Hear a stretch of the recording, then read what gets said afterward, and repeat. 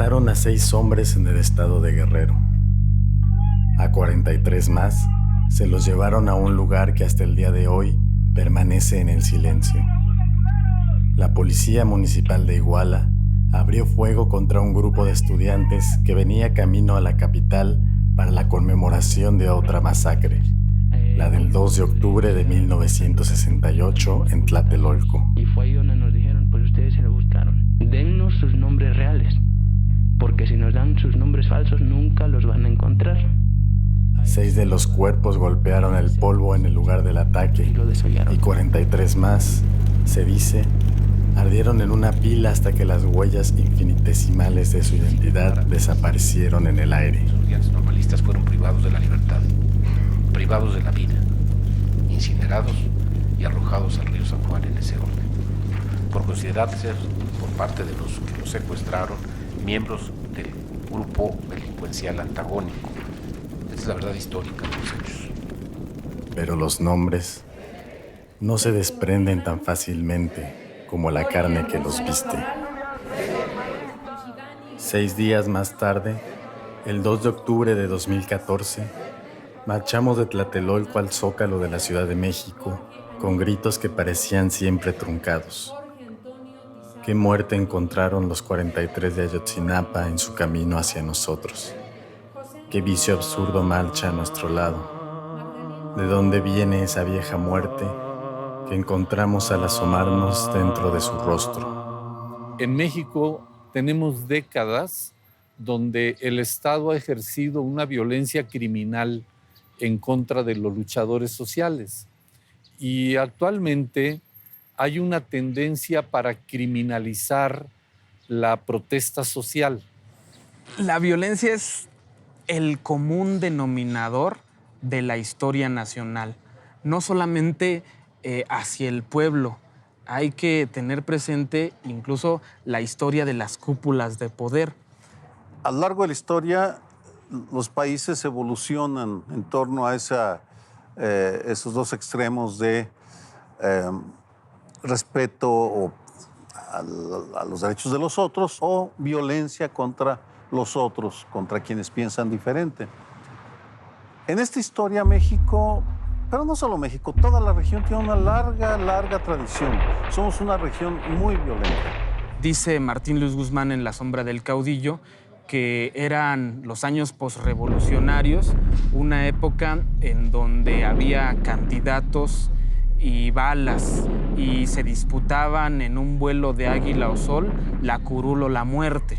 Este país ya pagó su cuota de sangre masiva, no solo con la Revolución Mexicana, sino con la Guerra Cristera y con las intermitencias de asesinatos de enriquistas a manos de Miguel Alemán, de estudiantes a manos de Díaz Ordaz, de más estudiantes a manos de Luz Echeverría. Ya habían ocurrido las represiones en contra de los médicos, ya habían reprimido a los maestros, a los ferrocarrileros, a los telegrafistas, a los trabajadores del correo, petroleros en Poza Rica que fueron asesinados, masacrados. El Estado mexicano era una entidad que daba con una mano y quitaba con la otra, y mucha gente se confundía con eso.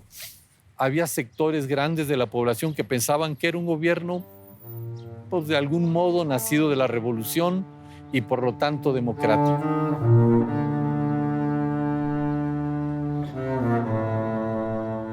'68, sobre todo el 2 de octubre, sin que nosotros lo buscáramos, fue capaz de exhibir toda la podredumbre del gobierno, del sistema, del modelo político y del modelo económico.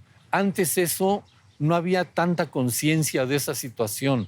El 68 es parteaguas porque el número de personas que protestaron contra el sistema político no tenía precedentes.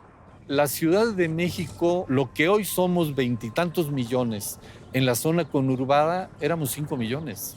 Hubo un momento ya en el mes de agosto donde, sumando la producción de volantes informativos del movimiento, se imprimían alrededor de 5 millones de volantes diarios.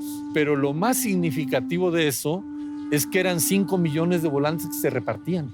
O sea, se dio esta situación de una unidad, de un imbricamiento total entre la población con el movimiento estudiantil. Cuando el gobierno de Gustavo Díaz Ordaz ordena la agresión al movimiento estudiantil,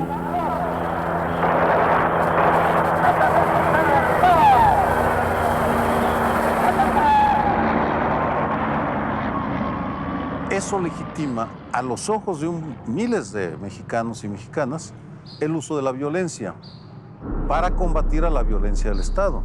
Y entramos en la etapa de la guerra sucia, terrible etapa, en la cual dos fuerzas profundamente asimétricas, la del Estado mexicano y la de la insurgencia armada, se enfrentan con un altísimo costo social.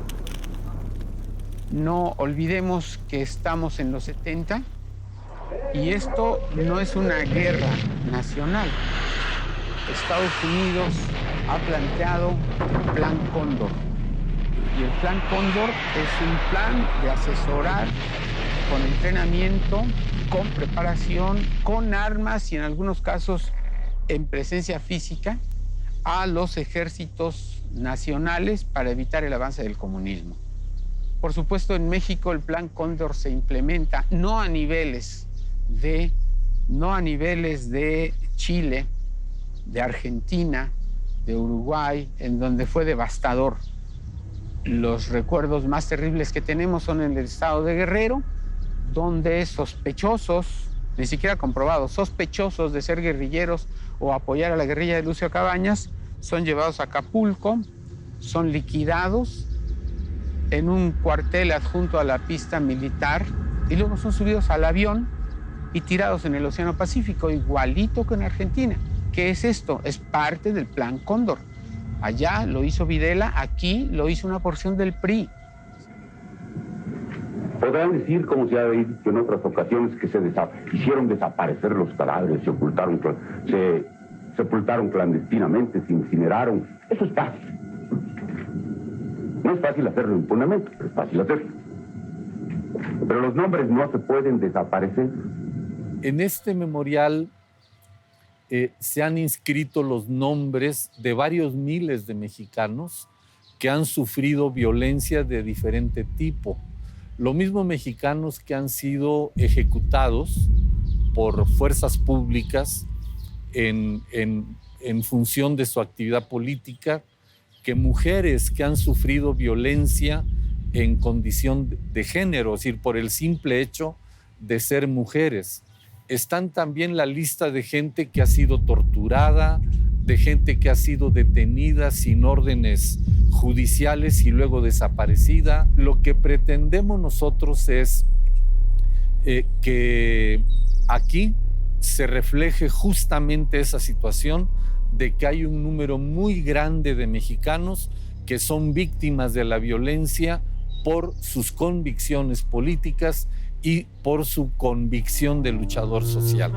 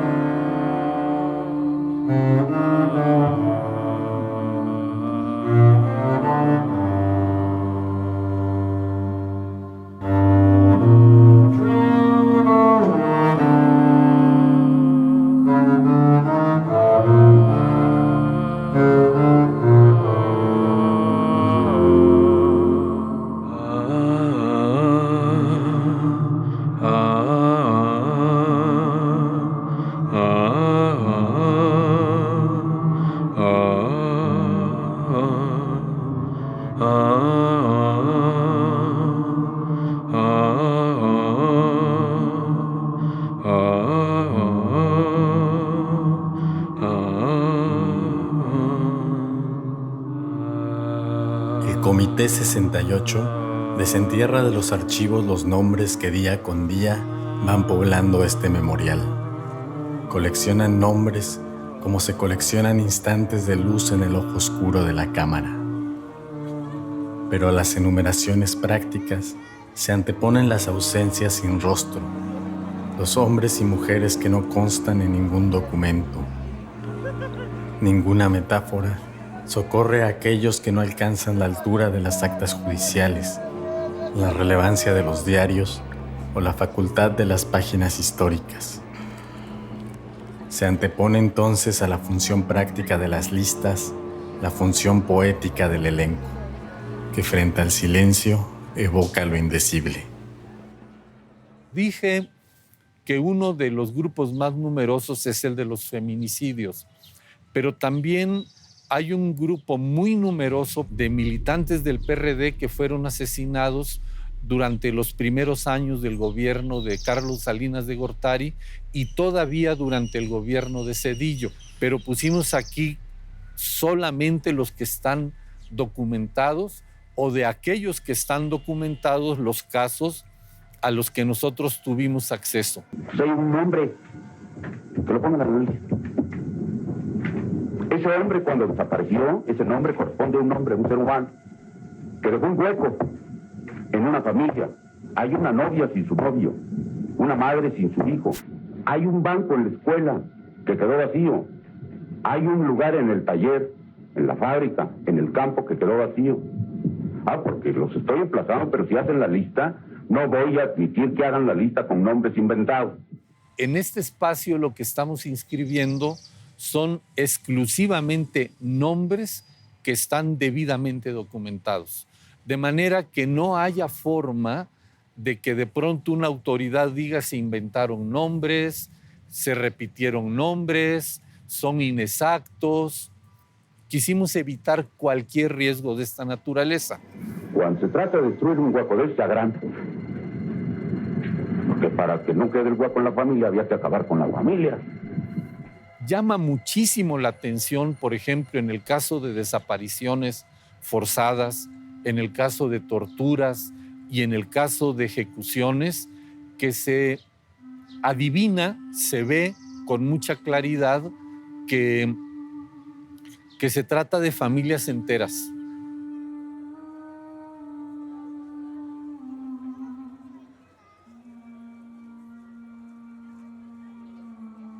La táctica era una táctica terrible.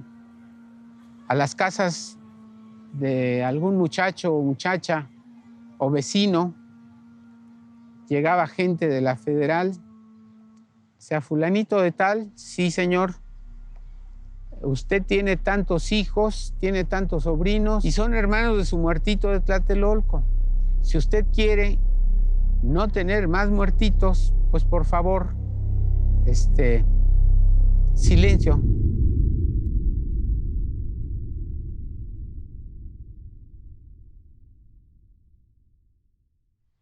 Obviamente, pues a qué familia le quedaban ganas de hablar de sus muertos.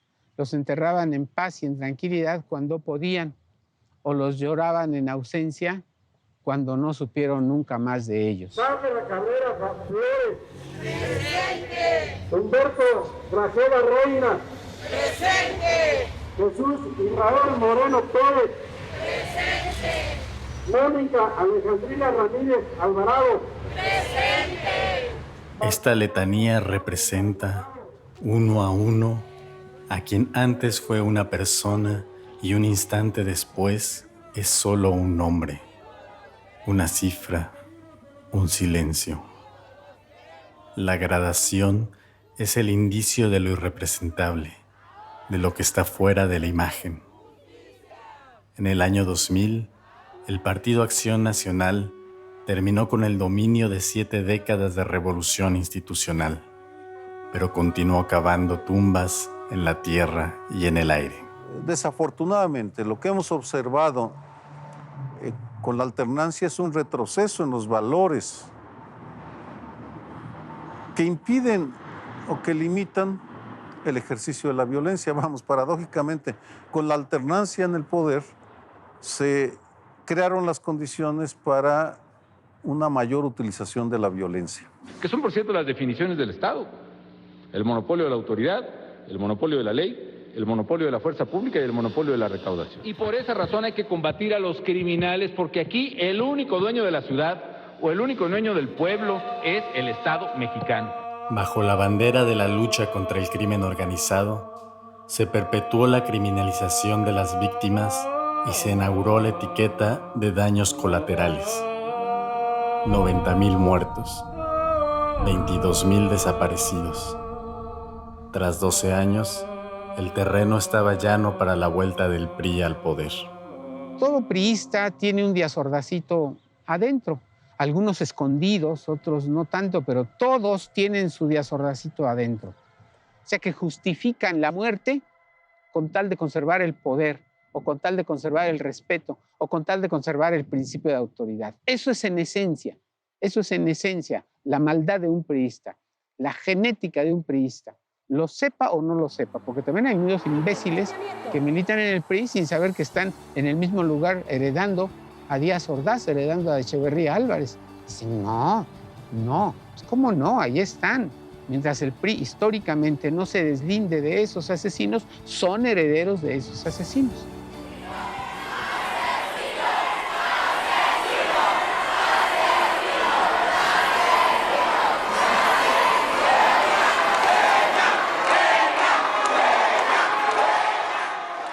Enrique Peña Nieto, hay que mencionar, viene de toda una historia y una tradición de lo que se conoce como el Grupo Atlacomulco.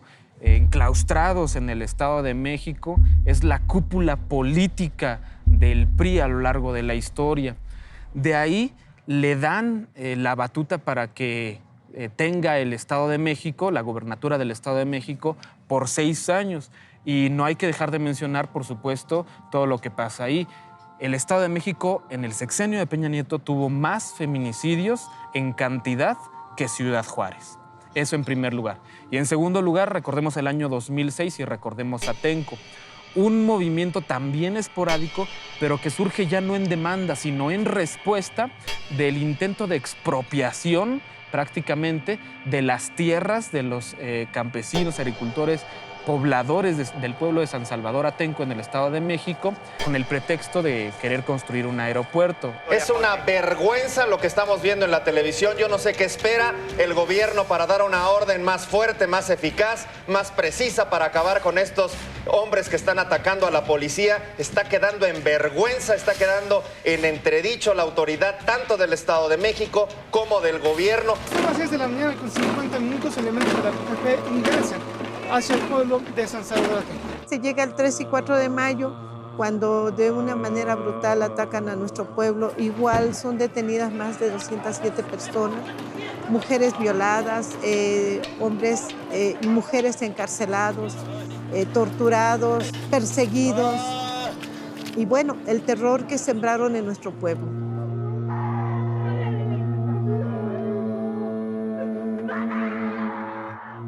Hay una muchacha cineasta chilena que estaba estudiando aquí y que le avisaron en la madrugada de aquello, se fue con su cámara, empezó a grabar así como ustedes ahora. Y a la hora que entraron las hordas, le quitaron la cámara, la rompieron y se la llevaron presa. Y en el trayecto la violaron no sé cuántas veces. Después de eso, se llega un 10 de junio del 2010, donde a través de una lucha que es acompañada por el pueblo mexicano, acompañada por el pueblo internacional, logramos la libertad de los presos, pero aún no hemos logrado que se haga justicia. Por supuesto, esto es responsabilidad del Díaz Ordazito, reconvertido en Peña Nieto. Voy a responder a este cuestionamiento sobre el tema de Atenco, hecho que ustedes conocieron y que sin duda dejó muy claro la firme determinación del gobierno de hacer respetar los derechos de la población del Estado de México. Asumo íntegramente la responsabilidad personal, ética, social, jurídica, política e histórica por las decisiones del gobierno De emplear el uso de la fuerza pública para restablecer el orden y la paz. Sonaba exactamente igual a lo que en el 71 dice Díaz Ordaz cuando se le pregunta de qué es lo que usted está más orgulloso en su sexenio. De lo que estoy más orgulloso de esos 6 años es del año de 1968, porque me permitió servir y salvar al país. Les guste o no les guste, con algo más que horas de trabajo burocrático. Pero reitero, fue una acción determinada, que asumo personalmente, para restablecer el orden y la paz en el legítimo derecho que tiene el Estado mexicano de hacer uso de la fuerza pública, como además, debo decirlo, fue validado por la Suprema Corte de Justicia de la Nación. Muchas gracias.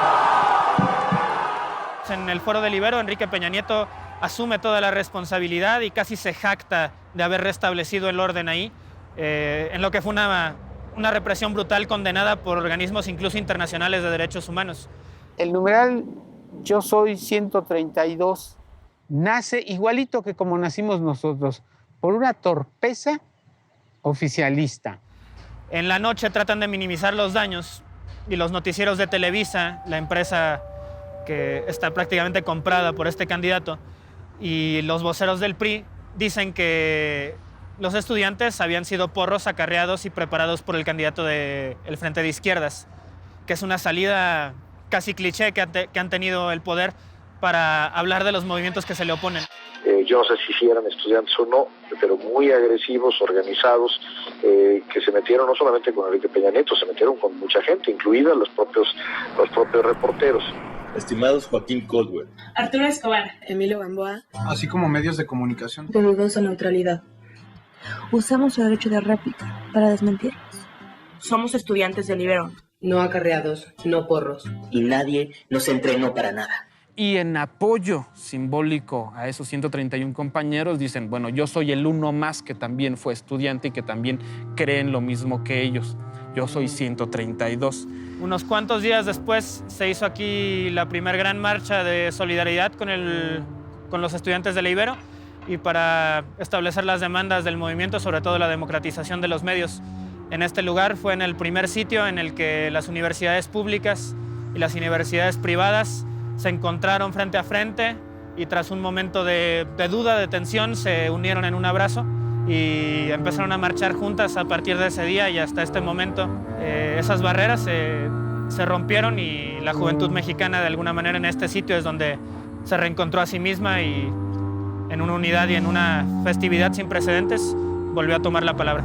La agenda corresponde, la del 2012, a una realidad totalmente nueva que es la enorme fuerza que han adquirido las televisoras en la creación de una cultura cívica y democrática, cuando en el 68 las televisoras o la industria de radio y televisión eran soldados del PRI. Para el 2012, el PRI parece ser el soldado de Televisa.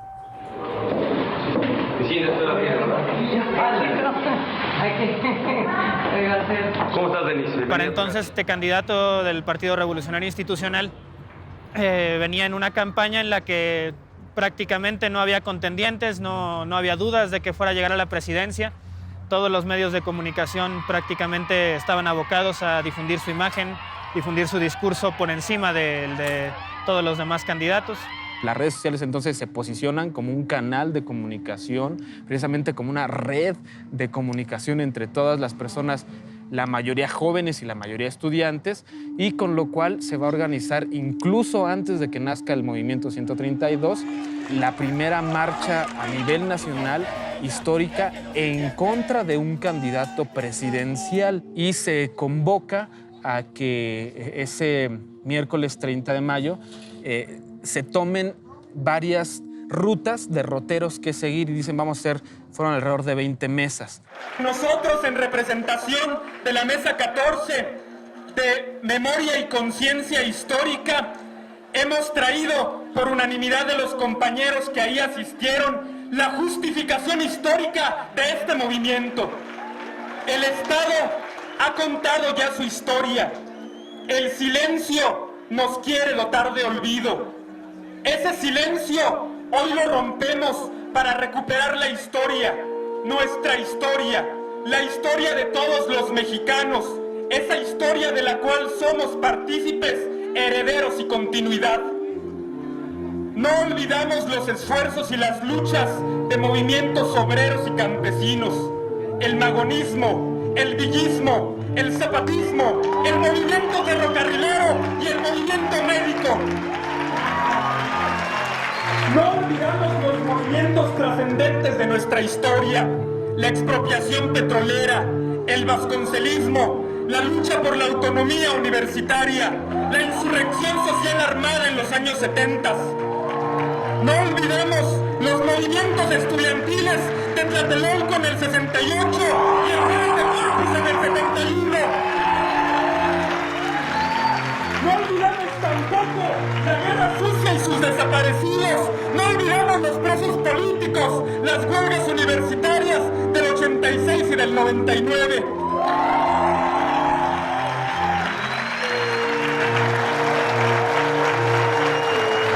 México, tus hijos te estamos diciendo esto. Somos herederos del levantamiento armado del zapatismo, de la matanza de Actual, de los impunes feminicidios en Ciudad Juárez, Chihuahua y principalmente en el Estado de México. Somos la indignación ante la brutal fuerza del Estado. Somos la indignación ante la guerra contra el narcotráfico y sus más de 70,000 muertos.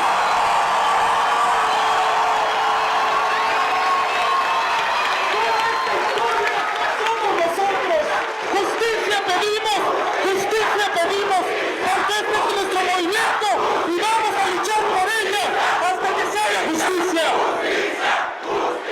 De alguna manera, me parece que lo que ocurrió aquí en la Estela de Luz, cuando se juntaron las universidades públicas y privadas y festivamente marcharon hacia Televisa, y el 1 de diciembre quizás sean dos caras de una moneda, ¿no? La luz y la sombra. El 1 de diciembre del 2012 fue la toma de posesión de el señor Enrique Peña Nieto. El Congreso desde semanas antes estaba rodeado de vallas, ya había presencia de granaderos y de alguna forma se sentía que no tenía miedo el Partido Revolucionario Institucional, tenía terror de lo que podía pasar. Y si así no lo hiciere, que la nación me lo demande. Pues en realidad llegué al centro por Pino Suárez para tratar de encontrar el contingente grande que venía de San Lázaro. Traté de llegar junto con otra gente que no conocía, que fui encontrando en el camino, justo a este punto, a Eje Central y Bellas Artes. Por la calle de Regina nos empezaron a perseguir una fila de granaderos que nos iban cerrando el paso en las calles. Entonces nos fueron como cercando hasta que llegamos a la calle de 5 de Mayo y Filomeno Mata. Cuando doy la vuelta, ya tenemos como a 20 granaderos que nos están pegando en la cara. De repente, cuando reaccionamos, pues ya estamos cercados por granaderos, encapsulados, es la palabra.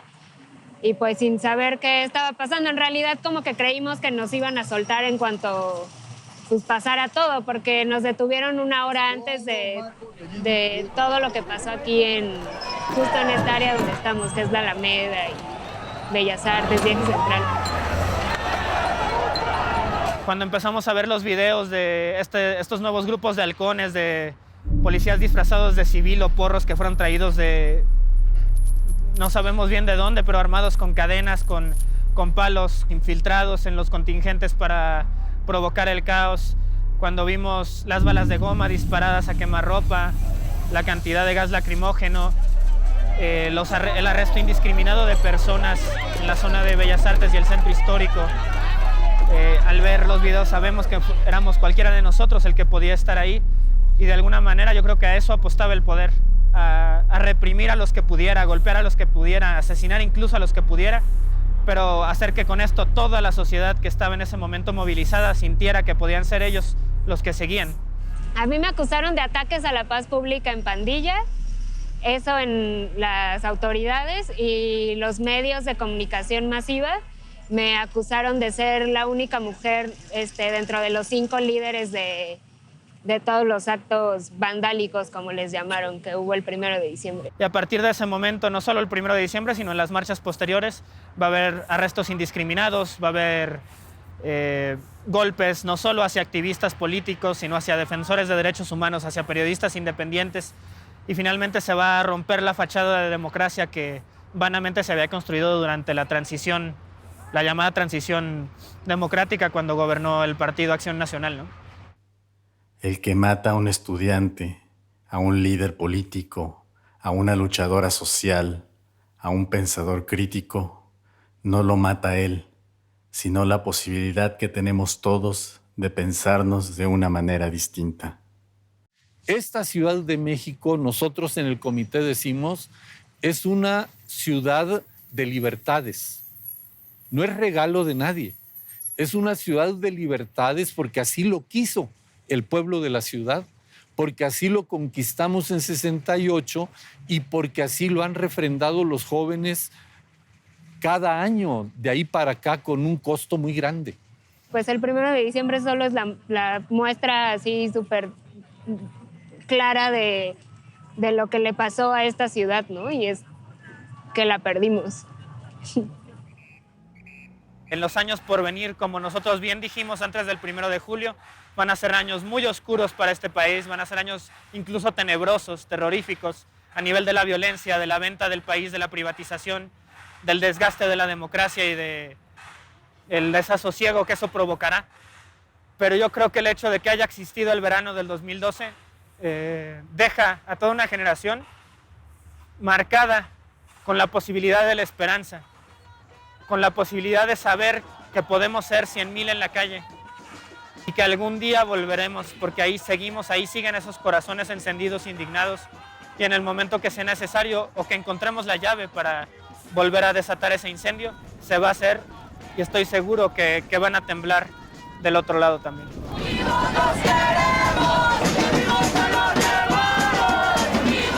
¿Cuántos son 43? 43 son decenas de miles. El registro de lo bello, lo sublime y lo siniestro se entrecruza para darle una dimensión sensible a los ausentes. En una sociedad que vive de fabricar imágenes, lo ilusorio y lo simbólico se entretejen para contrarrestar el avasallante peso de lo real. Los nombres y las imágenes no son nada frente a la desmesura de la violencia del Estado y lo que ella nos ha arrancado. La tortura de los jóvenes de Ayotzinapa, la indiferencia del poder, la cultura de la impunidad y del silencio dejan ver que no se trata de una confusión, sino de una actitud sistémica. Su muerte transmite el signo del miedo, evoca con la iteración de la muerte el pasado de un país, dibuja su presente y crea el imaginario a partir del cual puede construir su futuro. ¿Cuántos son 43? 43 son decenas de miles, gritos que nos invitan a dejar de ser habitantes del silencio.